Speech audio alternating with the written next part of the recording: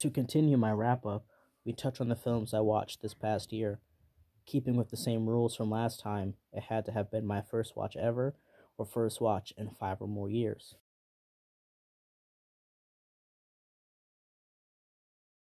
To kick the list off is Your Name, the romance film that transcends time and space as a young man and woman find themselves switching places in each other's lives, and have to learn to navigate said lives while not making it obvious that they're switching.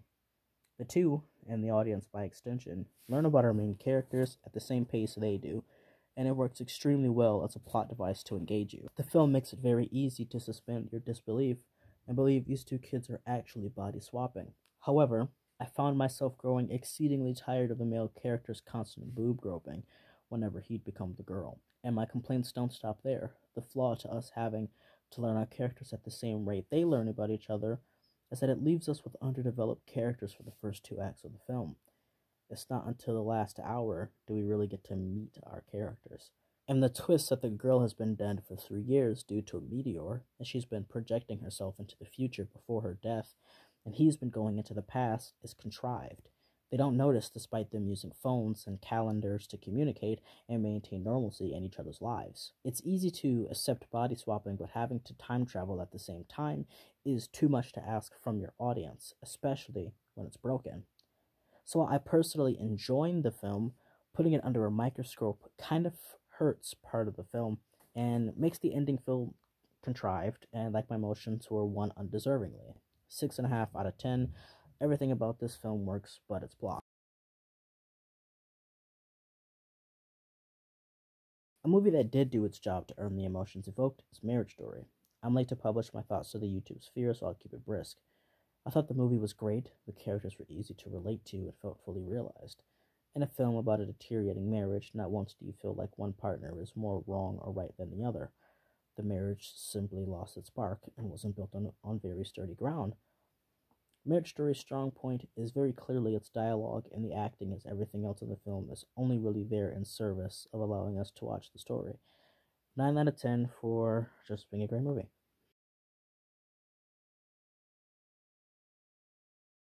Another movie that's been talked about to death is Parasite.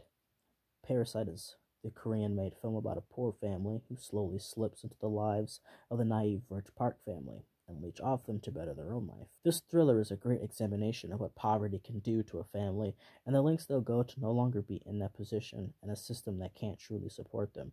I love everything about Parasite, and it holds up really well on a rewatch. 9.5 out of 10.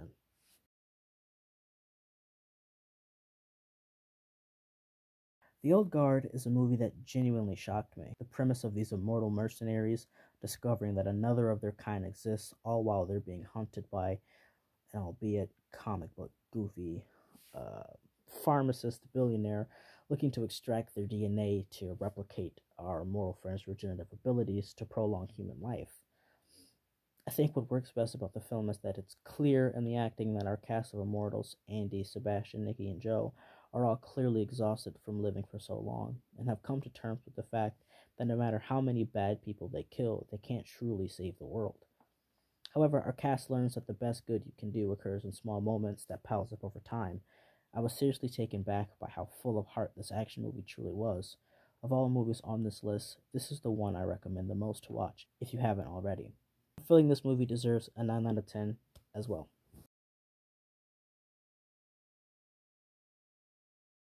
Rian Johnson has an iffy filmography, and some of his movies only hold up somewhat under a closer look.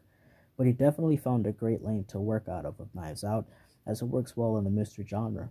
Mr. Johnson does a great job subverting your expectations and delivers a mystery film with heart. It's funny and well crafted. Knives Out has also been talked to death, so I'll be keeping it short.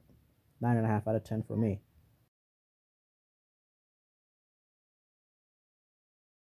This movie never crossed my radar until one night I was browsing Hulu and it caught my attention.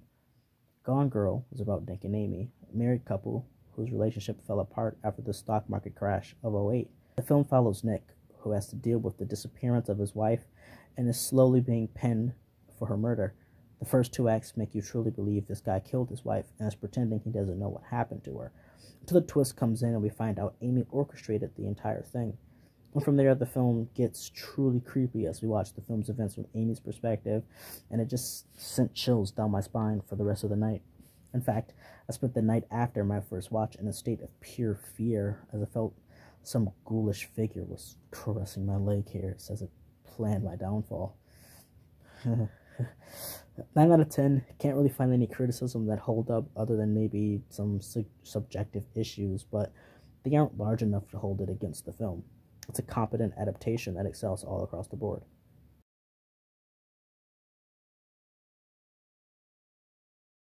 Soul is, and you're going to hear me say this a lot, a mixed bag.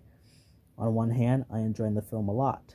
I thought the movie was effective at telling its story about finding purpose in life and how your hobbies and passions don't necessarily have to be turned into capital gain to feel like your life has meaning.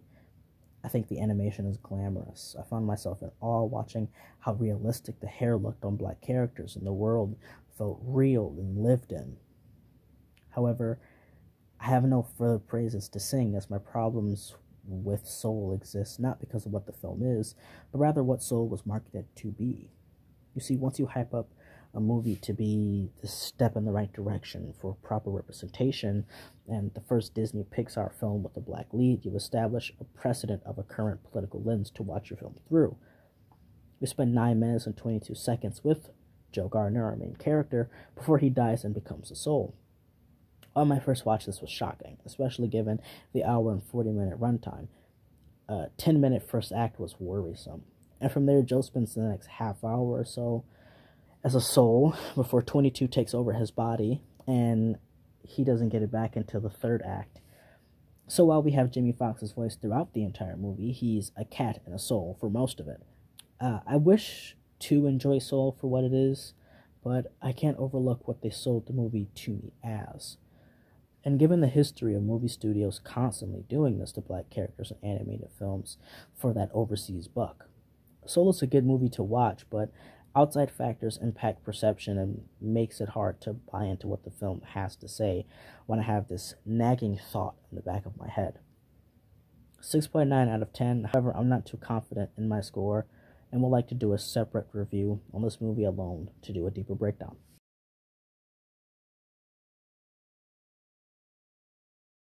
Continuing the conversation of black art not living up to its full potential, we have Tyler Perry.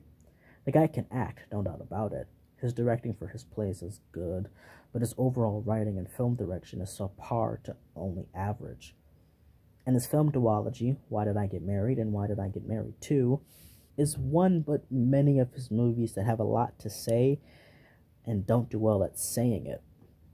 Both of these films tackle the hardships of marriage, the brutal reality of trying to maintain peace with someone whom you wish to spend your life with, and how to overcome the problems or know when it's time to call it quits.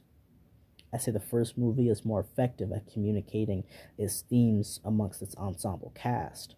However, I'd say that's largely in part due to the severe carrying that the cast did. Jill Scott, Janet Jackson, Sharon Leal, and Tasha Smith are the backbone of this duology. Tyler Perry has always written his woman characters to be more fleshed out than their male counterparts, and the women playing these roles bring them to life fully and are only serviceable. The music, cinematography, and directing across both films is mediocre. Why Did I Get Married Too definitely made some upgrades in technical quality, but the film itself is in every way weaker than its predecessor. Why Did I Get Married? 5.5 out of 10. Why Did I Get Married Too? 5 out of 10.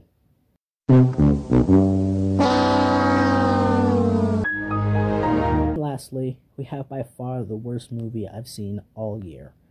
The Marauders suffers from being lazy, cliche, and overall boring. The worst kind of bad movie is one that has no ironic enjoyment. It was low-hanging fruit to make fun of this movie as it played. I won't even tell you much more about it in an attempt to save you from watching it. 3 out of 10.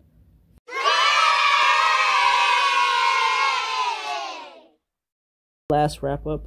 From here, I'll be focusing on individual reviews and we'll work on longer, more in-depth analysis throughout the year. Thank you for making it to the end of the video with me. I'll see you soon.